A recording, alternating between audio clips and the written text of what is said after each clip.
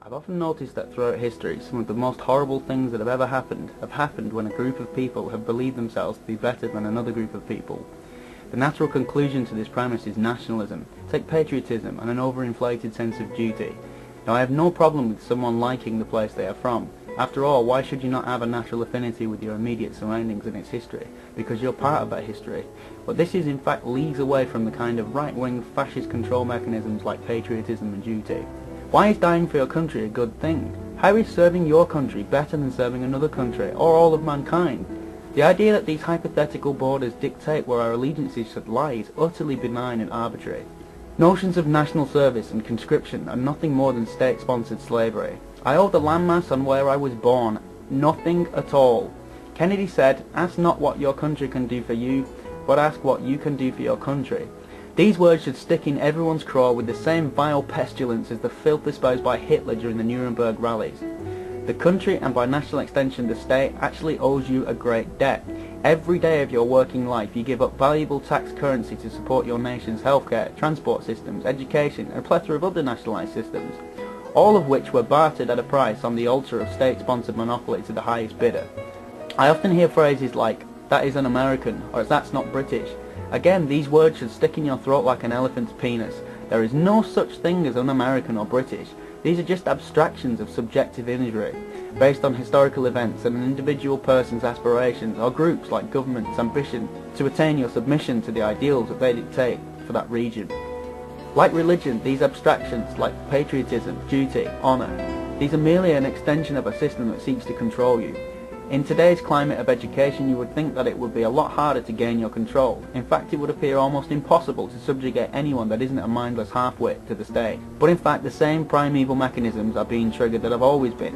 The same divisive, subverted techniques are being enacted upon you every day of your life. The most prevalent of these is fear.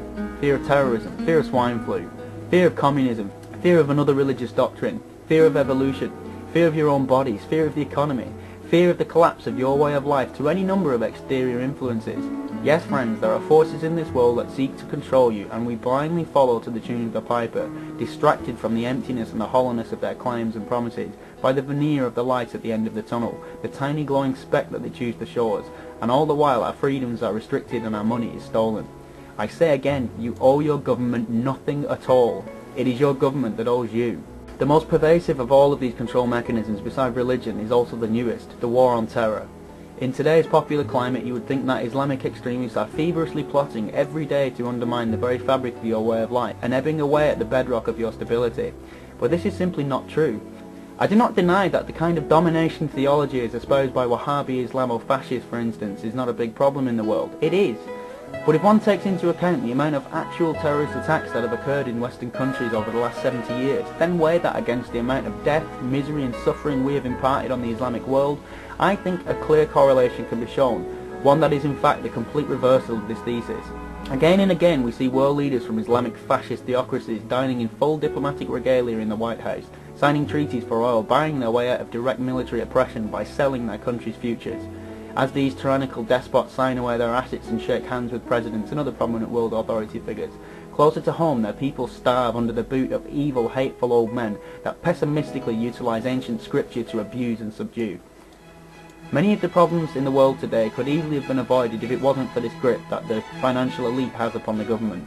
Take the Federal Reserve for instance. This was set up with the intent to stabilize the economy and preserve the currency. But what has actually happened? An ongoing cyclic trend of boom and bust and the landslide depreciation of the American currency. Now, I'm not a conspiracy theorist, but when you hear figures like the American dollar is worth 4 cents in real money and is almost completely propped up by inflation, alarm bells must ring even for the most hardened of supporters of government and commerce. The saddest thing is that this is not a conspiracy. A conspiracy is a clandestine attempt to subvert. This is theft done on the world stage in full daylight with everyone watching. How do they achieve this, you might ask? Well, it's quite simple. We have been lied to, badgered and bullied into believing that what has happened is in our own interests. The Iraq War. Bearing in mind this started when Kuwait was sequestered from Iraq for oil during the great wars of this age. So now the unelected tyrant dictator was saved by a nation with its own interests that rest purely in oil and purely in their own financial ends. Then to distract the world from their version of the state's great train robbery, which is a pretty good euphemism for pillaging and raping another country for its resources, They invent a threat and call it global terror. Let's not forget the term Al-Qaeda didn't even exist till the Americans started batting it around. Again, we see deception enacted on a national scale, and fear utilised through the threat of terrorism and weapons of mass destruction, all in aid of depriving citizens of their personal liberties and exacting the same kind of malicious terror attacks on other nations, but this time with the backing of the military might of some of the world's most powerful nations, all for the purposes of stealing oil from nations that can't fight back. And we wonder why the world hates us. I started this video by stating that some of the worst things imaginable have happened when one group of people has believed themselves superior to another. With this in mind, how do we proceed, because some ideas are better than others? Again, the war on terror is predicated on the idea that our way of life is superior to that of the Islamic world. And while I agree that open government, elected leaders and equal rights and a proper codified law system and constitution that ensure those rights and equalities is better by far, one cannot help asking how we can call ourselves superior when we use torture, which is illegal in every sense and even worse, immoral. Not to mention as useless as the Pope's balls, for it has been consistently shown that a person under torture will say anything to make that torment and suffering stop. We starve poor nations with sanctions and invade other countries, killing hundreds and thousands of innocents with our military hardware and power. Not to mention killing many more through the onset of disease, food shortage, or to the elements as we bomb their houses. In reference to the war on terror, as Dawkins says, this isn't a war between good and evil, it is merely a war between two evils.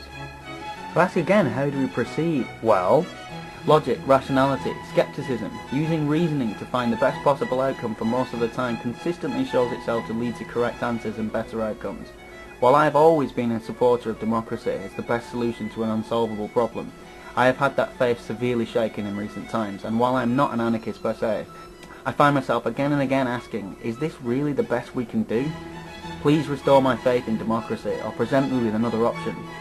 Where most anarchists truly fail is they moan and whine about the problems of the world, but don't present any clear idea of how they're going to deal with these problems, and indeed, it may be that our democracy can be salvaged from the fire. I leave this video with no conclusion, no answers, no solution to any of the problems I've raised. In truth, I'm just as scared and just as confused as most of you as to how to solve all these issues. So Forum, how do we proceed? I'll leave that up to you. Peace.